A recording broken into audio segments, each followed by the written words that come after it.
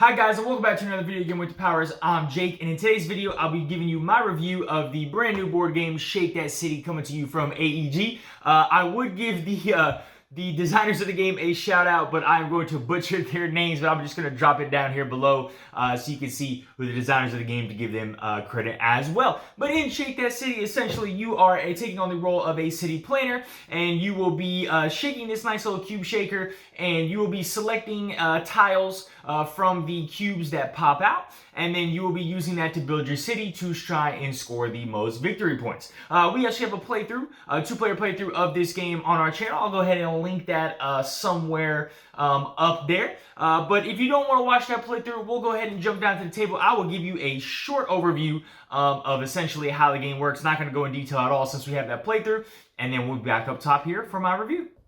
Alright guys, so we're down here at the table where we have everything set up for a two-player game of Shake That City. Again, I'm just going to do a short, brief overview. If you want a longer in-depth to see how to play, check out that playthrough that we have on our channel. But essentially, in Shake That City, you're going to have this little cube shaker.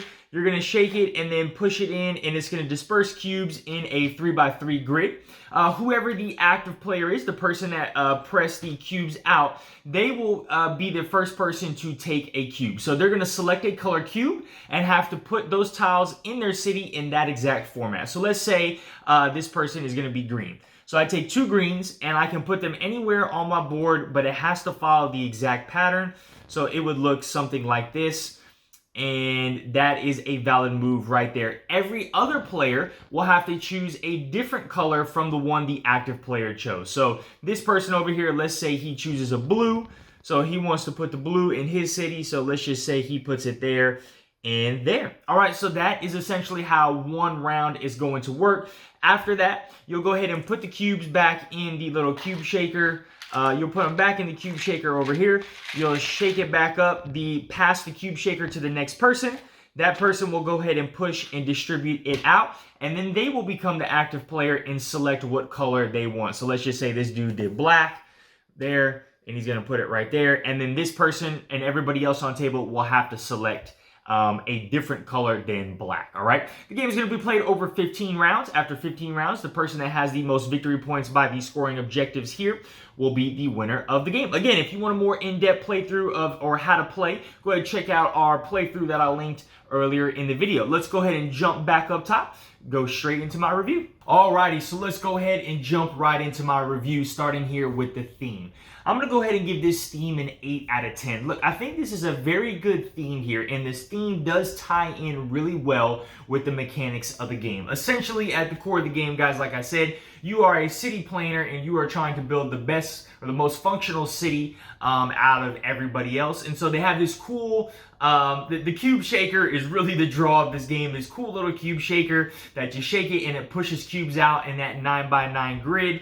And then you're selecting those tiles, and you have to kind of plan where, again, you have to be strategic in planning of where you're going to put these certain tiles. There's other different scoring objectives that I didn't go into, that if you fill like a row of all of one color, or not a row, I'm sorry, if you have 4 of one tile in a certain row or column, you'll get bonus points that you can score for that as well. But again, the theme tying into the game where it's some of the scoring objectives is, right, you have those factory tiles and then you have housing tiles. If a housing tile is next to a factory, that housing tile will score you 0 points. So it's kind of got this cool little vibe where it's like, because you don't want houses next to factories in real life, right? So again, I think the theme overall here is just really good. You really do feel like a city planner. You're planning out your city, making these moves. It ties really well into the mechanics of the game with that cool little shaker, the unique shaker, dropping those cubes out in a 9x9 grid. And so overall, I think it just works and it flows really, really well here. So 8 out of 10 for me in the theme. Okay, moving on to the components. As always, guys, like we do with all of our reviews, we're going to go ahead and jump back down to the table. I'm going to show off the components while talking about my thoughts and opinions on the components, and then we'll be back up top here for continuing the rest of the review with the setup. So taking a look at the components here, I'm going to go ahead and give these components a 7.5 out of 10. Again, you are looking at the Kickstarter version of the game. There's nothing really, I want to say, deluxeified about the Kickstarter edition. Basically, it's just like a linen finish on a lot of the tiles themselves. The tiles are a little bit thicker, but other than that, there's I think this is an upgraded round marker, so a nice little screen printed round marker. But other than that, it's nothing super deluxe. So let's go ahead and talk about why I gave this a 7.5 out of 10. I think, first of all, the game is very visually pleasing. The artwork and things like that on all the little intricate details on all the little tiles. Like this is a little shop tile. It's got a little shop with clothes and things like that, if you can see that. The park, you know, kind of looks like almost looks like a little bit like Central Park right there. And then the tiles themselves are pretty thick. I do like the added thickness because they are very durable. They have a nice feel to them. They're not flimsy. They don't feel like they're gonna bend or break. They do have a sustainability to them. Okay, the boards themselves are really nice with the edges. I like that. These tiles, again, everything is just cardboard here. Nice punch out tiles. These tiles, again, are pretty thick. They have a good durability to them as well. And then, of course, we have this nice little cube shaker here. The cube shaker itself was fairly easy to put together. They do have the instructions are very easy. It's held together by rubber bands. But overall, just the mechanic, again, this thing produces this 9x9 grid about 90% of the time, right? You do have to make sure you don't want to shake it. You don't want to shake the box too hard, or else it won't produce that 9x9 grid. And you want to make sure that you're pushing this all the way in, okay, and holding it for at least 1 or 2 seconds before it comes out to make sure you're getting all of these little cubes in here. So again, I think this box is really well put together. This feels durable. It's nice and thick. It's not going to bend. It's not going to break on you. So all of that is really why I'm giving this a 7 out of 10. I think this is just a little bit better than just good, but it's not quite good enough to be very, very good just because everything is still cardboard and things like that. So 7.5 out of 10 here for the components. All right, let's go ahead and jump back up top. Continue with the rest of the review, starting with the setup. All right, diving into the setup, I'm gonna go ahead and give the setup here a 9 out of 10. Look, the setup here is really, really easy. Essentially, all you're doing is each player is getting a player board. You're putting the tiles out in their own little individual pile, and you are basically, the longest part of the game is just figuring out where those bonus scoring tiles, the things that are surrounding your board, go, because everybody's has to match. So you're gonna have one person who's the start player, they're gonna randomly put theirs out, and then everybody has to follow suit of what they want to do. But other than that, you're getting the scoring objectives out, you get the box out, you get the boards and the tiles out, and that's really it. I mean, this thing takes about 2 to 3 minutes to set the game up, essentially, and then you are ready to go. So 9 out of 10 here for me. All right, moving on to the length. So I'm gonna go ahead and give the length a 8.5 out of 10 here. It's so close to that 9 for me because the game can go pretty long just for the first couple times that you're playing it. But on the box, it says 20 to 40 minutes. I think that holds very true. You know, right around a 2-player game, you're looking at 20 to 25 minutes. At a 3 or 4-player game, you're looking around that 35-40 minute range. The turns just move very seamlessly here because essentially, like I said, it's the active player picks his color and then all the other players will pick a different color of their choosing. And so everything is done simultaneously. You're putting it on your board. And so there's a nice flow. It does go, again, 15 turns is a pretty long time. So there might be turns where somebody can't think and so they're going to have to pause a little bit. So that does kind of I don't want to say put a damper, but it does add to the length of the game, but not substantially great. It still holds in that 35 to 40 minute range if it's about a 3 or 4 player game. But overall, again, I think it's the length here is very good, getting close to that outstanding because things just move so quickly. And then once everybody gets the hang of it, it's just like, oh, things come out. I'm choosing green. All right, this person, I'm choosing red, blue, black, whatever. You put it on the board. All right, everybody good? All right, move to the next round. And so things start flowing very, very quickly. All right, so 8.5 out of 10 here for me in terms of the length.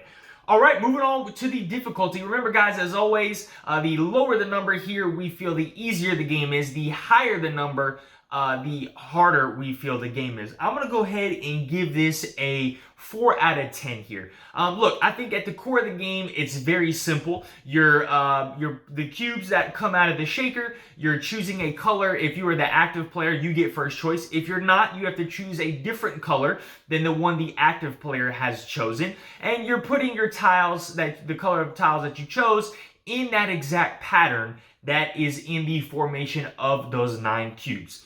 Where I think the game can get a little bit confusing is in the scoring, right? Because each different tile is going to have a different objective for scoring, and sometimes those can get confusing, and it's going to take you a couple turns to really pick up on those and kind of figure out your strategy. And so what I mean by that is like taking the shop tiles, for example. There was 3 different rings, if you recall, when you were looking at the components, or I showed you how to play the game. There was the outer green ring, a inner brown ring, and then that middle gray ring. And so depending on where your shop tiles is, if you can have roads connecting that shop tile out of the board, you're going to score a different amount of victory points. So in that middle gray ring, if you're connecting it out to the edge of the board with roads, that's 3 points. The brown ring connecting it out is 2 points, and then if it's on the edge of the green, it's just worth 1 point. So that can be somewhat confusing to a lot of people. The housing is another one. So a housing tile just by itself is worth 2 points. A group of housing tiles is still worth 2 points. So, the first couple times or turns you play this game, you think like, oh, each grouping of housing that I have, each tile in there is worth 2 points. So if I have a little group of 3, that's 6 points right there. Nope, that's not how it works. That little grouping of 3 is 2 points, and then just one by itself is worth 2 points. They're all the same. But if you have a housing tile next to a factory, it's worth 0. So it's just going to take you a couple turns to pick up how the scoring objectives work. And then you also have those bonus scoring points as well, but those are pretty clear cut. But again, I think the game is very simple and easy to pick up. It's just going to take you a couple turns or maybe one playthrough of the game to understand how scoring works. And then once you finally figure out how scoring works, you got the game down pat. So it was a 4 out of 10 for me in terms of difficulty. All right, moving on to replayability. So I'm going to go ahead and give replayability here a 7 out of 10. I think this is just good replayability. You know, the cubes that come out are going to be different every single time you play the game, so your city's going to look different.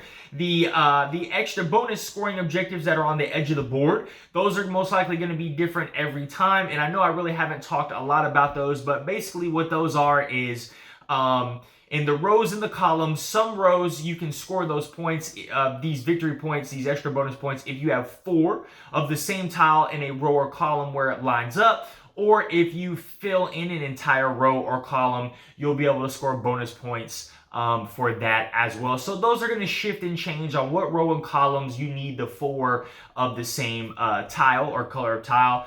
And then a really last thing I think where the replayability is really going to shine here is that the game just moves very quickly. And so you kind of get the hang of it after a couple turns, and then it's like, okay, now I understand the game. I want to run through it again. And so because it's so quick, you're able to do that. And so that's where the replayability really shines here for me, is that the game moves so quick, you're able to play it again. And, you know, it's not like one of those games that you play and it takes you an hour and a half or an hour, and then you're like, okay, let's move on to something else. It's boom, boom, boom, moves very quickly. Everybody gets the hang of it. And then the second time you play it, it's going to move even faster, and it's going to be a little bit more strategic because everybody's going to have to pick the game up. So I think that's where the replayability really shines here, but 7 out of 10 for replayability. All right, moving on to the price here. So I'm going to go ahead and give the price a 7.5 out of 10. So I paid $30 for this on Kickstarter. It also came with an expansion. I have seen this game online on your typical online stores like Boardlandia, Miniature Market, Game Nerds, I believe, for right around $31.90, right around $32 pretty much. I think at this $30 to $35 price point, I think it's right on that cusp of being very good. I do believe on the Kickstarter page they said this would retail at $50. For $50, I do not think that's good value. I would not pay $50 for this game. You know, if I was in a store walking around, me personally, and I saw a box like this, because I mean, it's a pretty good sized box. I mean, this is a good looking game here. in terms of box size, if I saw this for 50, I'm picking it up and I'm passing right away. But if I saw this for around that $30 to $35 price point, it's going to pique my interest because like I said, to me, it's a pretty big size box, you know, a little bigger or right around the size of what you would see for most $30 to $35 games. And so it's going to pique my interest here that I'm going to take a look at it because I think that's a very reasonable price point for this game. Overall, with the production and everything that you're getting, it's just cardboard, so there's nothing too fancy here. So that's why I'm not giving it that very, very good, or that's why I'm not giving it that 8, right? That very good price point. But I do think the stuff in the game that you're getting here is a very quality game for 30 to 35 bucks if you're able to pick it up in that range. So that's why I'm giving it that in between, like 7.5. Like, I think it's a little bit better than good, but not quite at that very good range just yet. All right, moving on to my overall rating here. So I'm going to go ahead and give this game an 8 out of 10. Look, I think this is a very good game. The two things that really stand out for me with this game is the overall mechanics, being that tile placement and then having that cube shaker. Look, I think that's the big draw of the game, is that unique cube shaker that you've never seen anything like this in any other board game that I can think of, where you have that little shaker, you push it out and it's distributing cubes in that 9x9 grid, and then you're choosing from that. So that's a cool mechanic to the game. And the second thing is just how the flow of the game and how quickly everything moves. There's not a whole lot of downtime to this game because everybody is kind of picking their cubes simultaneously, all right? And so once everybody gets the hang of it, it's really like, all right, who's the active player? What color you picking? All right, you're picking green. Now everybody else pick another color. All right. And so, like, you don't have to really announce what color you're picking. You can kind of just take it. And because there's no real need for, like, I picked and you picked and you picked and you picked. Everybody can pick simultaneously and the game will move very quickly. And so there's a nice flow here. Again, it's one of those games, you get the hang of it, you want to play it again and again in a game night because it just moves quickly and is so much fun. So 8 out of 10 here for me with Shake That City. All right, guys. Well, this is my review of Shake That City, the brand new game coming to you from AGEG, Alderac Entertainment Group. Hope you guys enjoyed this review. Go ahead and drop a like for me. Help us out. Leave a comment down below. Did you back Shake That City? Is this something that interests you? Please let me know. Or do you disagree or agree with me on anything? Drop it in the comments, guys. I'm always open to constructive criticism. As always, please go ahead and hit that notification bell if you have not already, and subscribe to our channel so we can keep bringing you more awesome content. All right, guys. Y'all have a great one. Bye.